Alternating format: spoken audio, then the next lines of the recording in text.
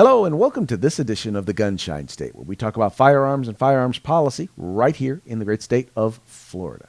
Please take a moment, like and share the program so that your friends can know where the conversation is taking place. And if you haven't already done so, please remember to subscribe to our YouTube channel, follow us on Facebook, and follow us on Instagram.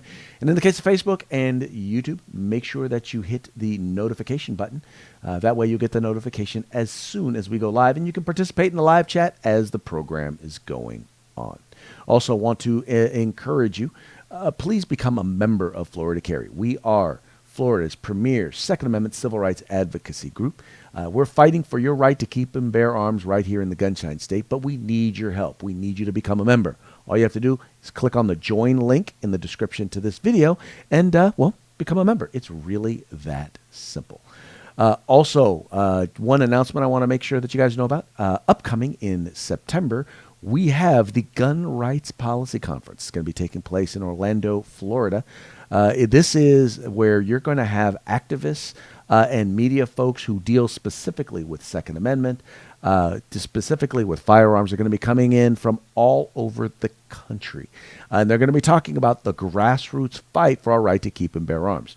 Trust me, this is not an event. This is an event you don't want to miss. All right. So what you do, I'll also include included in here in the description is a link to the Second Amendment Foundation for the Gun Rights Policy Conference, and you'll be able to, once again, you'll know exactly where to go. You register. It is a free event. That's right. And if you come, what you'll get is you'll get a stack of books and reading material that, trust me, is worth hundreds of dollars. Also, you'll have it once again. You'll get a free lunch on Saturday of the event. So it's definitely something that you want to make sure that you do. So once again, follow the link in the description to this video. All right, let's get on to today's topic. We know that, the fight for our right to keep and bear arms takes place on many levels. It takes place at the local level, the state level, as well as at the federal level. So I wanted to invite a gentleman who both follows and advocates on Second Amendment issues at the federal level. He is the director of policy. I think legal policy. Okay. Anyway, he is kind of the head of policy for the Firearms Policy Coalition, and he has committed to come on the program and talk a little bit about what's going on at the federal level. So with that, we're going to have Mr. Matthew Larosiere. Matt, welcome to the program. What's up, Craig? Oh, not much, sir. Just loving life, shall we say. So, hey, man, I appreciate you coming on the show. Before we get started, do me a favor and just let everybody know a little bit about the Firearms Policy Coalition, who FPC is, and what you do.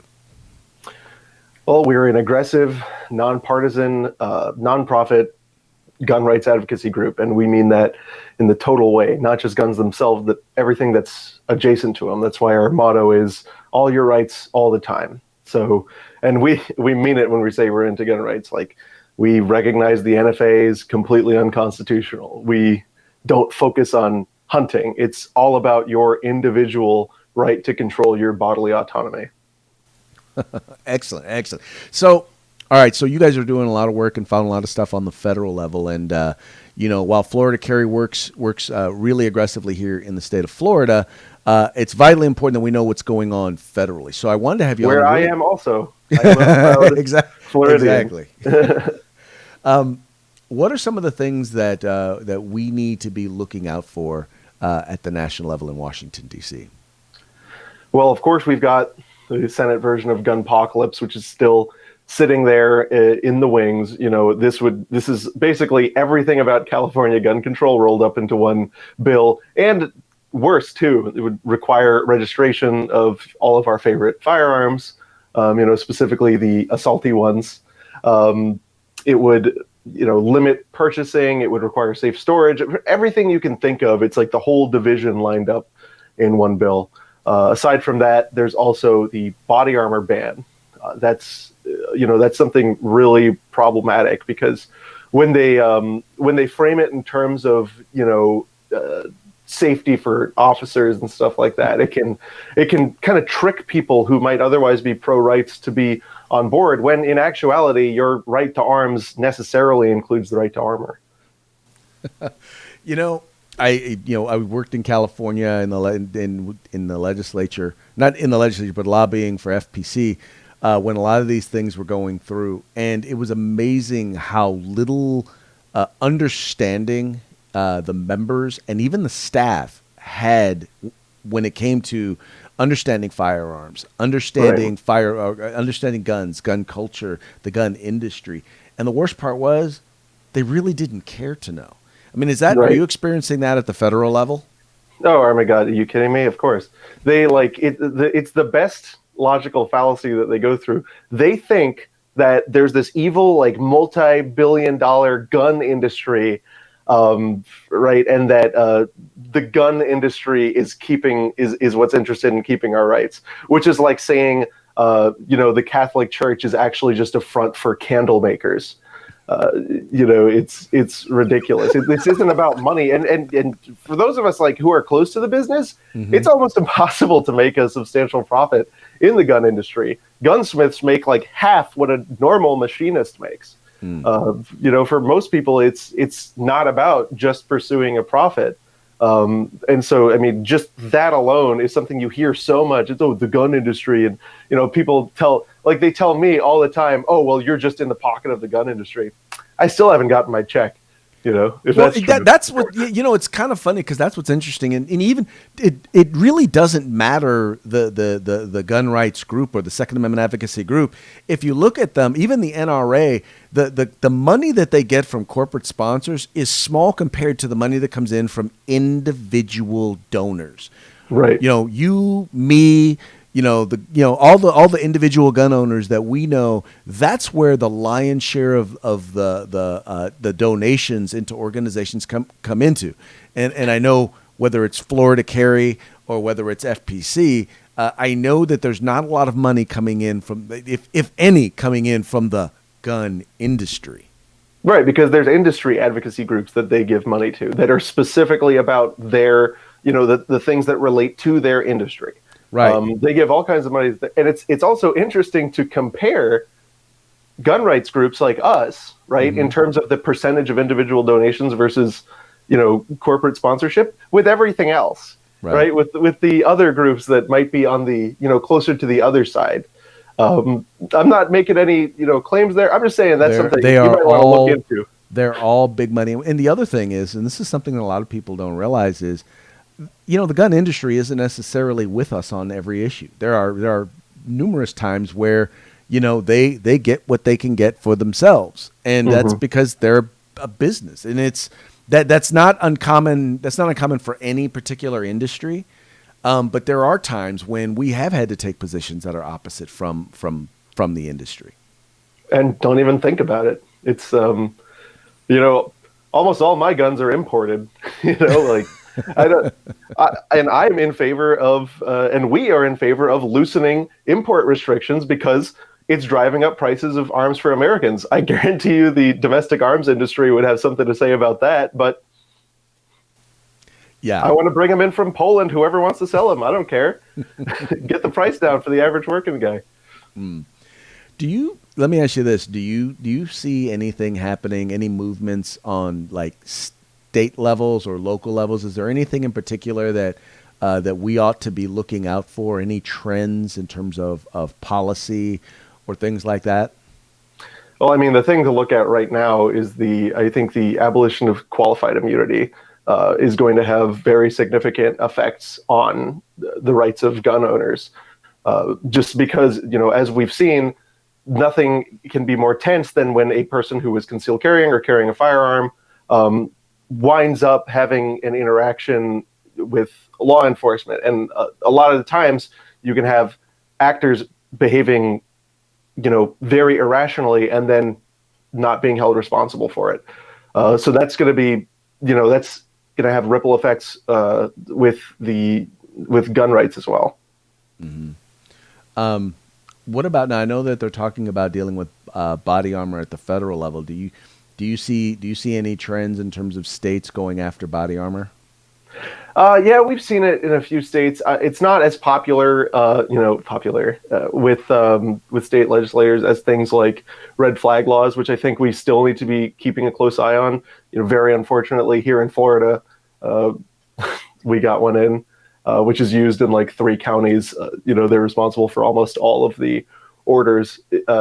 So we need to keep an eye on that on the state level. I mean, also here in Florida, we need to really guard our assault weapons. That is something that is under fire. As you remember, the ballot measure just narrowly got removed, denied to be put on the ballot because their language was massively, misleading.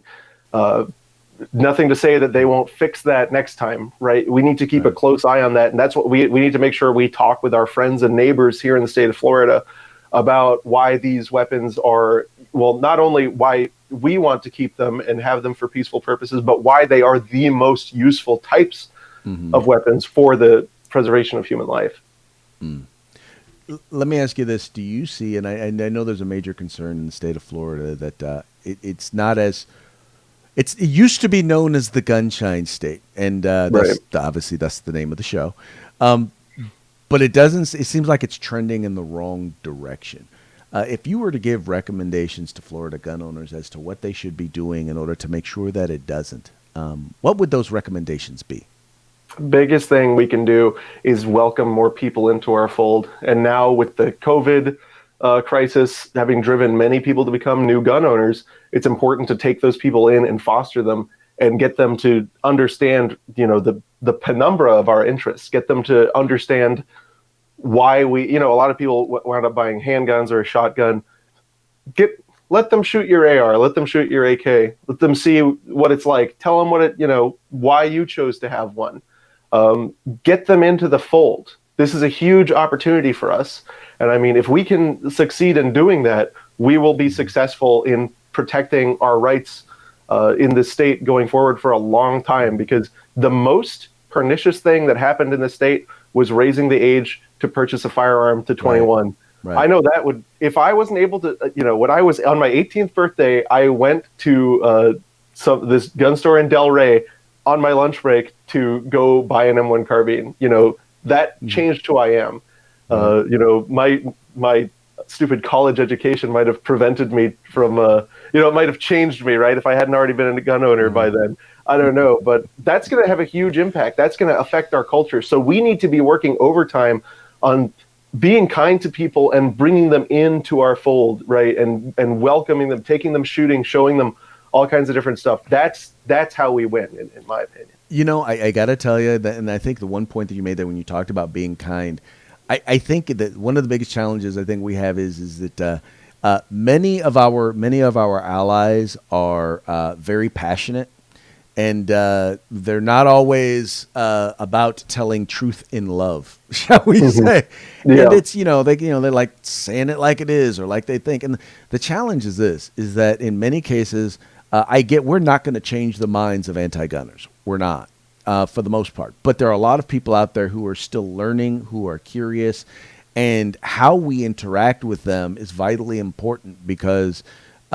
If you turn them off, then they won't listen to what you have to say, no matter how valid it is. So it's important that the conversations that we have are positive. We understand that they probably don't know as much as we know about firearms or about firearm policy. And it's also important to understand that they may not have all of the information, and so they may be operating from a place of ignorance. And we need to be able to recognize that and cure that ignorance with a little bit of knowledge, and rather than shouting it at them, if you treat somebody like they're they have a position because they're stupid, all you're doing is turning their ears off. Right. But if you just try something like this, because I mean, I'm sure you can imagine how many times people have been like, oh, I understand why you'd want a gun, but not that one, right? And I'll be like, you know what? I think I can understand why you might think that. However. And saying like that, even if you don't understand why they think that, but I understand why you might be concerned with this. But have you thought about this? Right. Have you thought about, is it really moral to lock someone in a cage just because their gun is a slightly different shape? You'll get somebody to really think instead of shutting off their ears. Get them to think, right? Because we can say, hey, I want to take you to the range and I want to show you a good time and show you why I like this. Is there a way to say, hey, you know what? I want to show you a good time and why I hate guns. Right? We have that advantage, Right. so let's take advantage of it. Well, it's funny. And this, I'll be honest with you, this is a kick that I've been on a lot lately. Is that the tendency of social media is to debate, and I'm guilty as anybody about getting into debates and all of that. But what I'm starting to find is rather than debating, I'm trying rather than trying to get people to agree with me. I start off by trying to get understanding. What is it exactly that you believe or that you think? And why do you think it? That is the most important question right. you can ask to get somebody on the same level as you is, right. Oh, why do you think that? Nobody's going to get mad at you for saying that. Right. And if my goal in the long run is to get them to where I'm at, the first thing I have to do is I have to understand where they are. Mm-hmm. Because I can't get them to where it's like if you were to tell me, give me directions to where you are right now, to your office, it does absolutely no good if you don't know where I'm currently at. Right. For sure. And that's the thing but that takes to a certain degree a level of patience. It takes a willingness to be understanding when people are spouting nonsense at you. But there's also then the point where you have other people who aren't interested in understanding. Those are people I can't deal with. If you're not interested in understanding my perspective or where I'm coming from, it's hard for me to then get you to educate you. But right. For us to have a conversation. But sometimes we may just walk away and we may not agree, but at least I understand where you're at and you understand where I'm at. And who knows, there may be opportunities to come together on stuff that we can agree on. The nice thing is that most people on guns are in the middle. Yeah. Most people are sitting on the fence, especially right now, because, previously we had so many years of not much stuff going on that there were a lot of people that would think, well, I don't understand why you would want a gun. Now, almost everybody understands why you would want a gun. So most people are going to be sitting on the fence in the terms of issues that matter to us most. What we have to do is think about it that way. If somebody's like not sure whether you should, be able to own a, whatever, just instead of punching them, just try to nudge them a little bit over to your side. That's because most people aren't massively anti-gun or massively pro-gun. I wish most people were massively pro-gun. But if we're going to get that nougat center right onto our side, because that's the beautiful thing. We don't have to get everybody to agree with us. There are going to be those people that say, I don't care. I hate guns. Right. And you know what? That's fine. There's people who have stupid ideas all over the place, but they don't, they don't get to impose on us that the world is flat or whatever. Right. Yeah, no, you are 100% correct. Well, hey, before we wrap up, do me a favor, let the folks know how they can follow the work that you're doing with the Firearms Policy Coalition and how they can take action on some of these federal bills. I mean, you can follow me on Twitter, MATTLAATLAW, Matt Law at Law. Gun Policy is Firearms Policy Coalition. You can find us on Twitter, Instagram, Facebook, everywhere. We post video updates, all kinds of great stuff. And if you want to get involved, go to fpcaction.org, where we have opportunities for you to take action directly on some of the things that are affecting our rights. Exactly. Sir, thank you so very much. Thank you for the work that you do. Look forward to having you on the show again. Always good to see you. Ladies and gentlemen, Mr. Matthew Larosiere from the Firearms Policy Coalition. Well, that's going to be it for this edition of the Gunshine State. We very much appreciate you tuning in. We appreciate you liking and sharing the program and telling your friends about Florida Carry. We are Florida's premier Second Amendment civil rights advocacy organization. Become a member today. Anyway, folks, take care. We'll talk to you again real soon.